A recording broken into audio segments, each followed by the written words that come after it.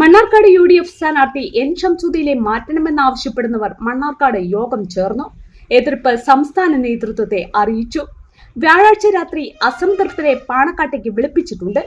സംസ്ഥാന നേതൃത്വവുമായി നടത്തിയ ചർച്ചയ്ക്ക് ശേഷം നിലപാട് വ്യക്തമാക്കുമെന്നാണ് നേതാക്കൾ പറയുന്നത്. ബുധനാഴ്ച ചേർന്ന യോഗത്തിലും N ഷംസുദ്ദീൻ മാറണമെന്ന അഭിപ്രായമാണ് ഉയർന്നത്.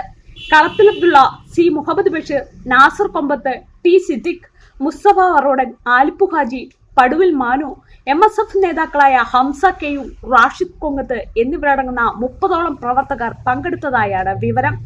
ബുധനാഴ്ച നടന്ന റോഡ് ഷോയിൽ അസംതൃപ്തരായ നേതാക്കളാരും പങ്കെടുത്തില്ല. എന്നാൽ കളത്തിലെത്തുള്ള പങ്കെടുക്കുകയും ചെയ്തു.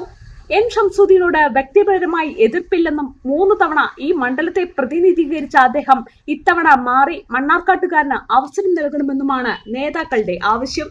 ഈ ആവശ്യം നേരിട്ടും രേഖാമൂലവും നേരത്തെ സംസ്ഥാന നേതൃത്വത്തെ അറിയിച്ചിരുന്നതാണ്. എന്നാൽ ഇക്കാര്യം പരിഗണിക്കാതെ ഷംസുദ്ദീനെ 4ാം തവണയും സ്ഥാനാർത്ഥിയായി പ്രഖ്യാപിക്കുകയായിരുന്നു. മണ്ണാർക്കാട്ടെ മുതിർന്ന നേതാക്കൾ ഉൾപ്പെടെയുള്ളവർ യോഗത്തിൽ പങ്കെടുത്തു. ഇവരെ അനുനയിപ്പിക്കാനാവുമെന്നാണ് സംസ്ഥാന നേതൃത്വം കരുതുന്നത്. ഇതിന്റെ ഭാഗമായാണ് വ്യാഴാഴ്ച രാത്രി ഇവരെ പാണക്കാട്ടേക്ക് വിളിപ്പിച്ചിരിക്കുന്നത്.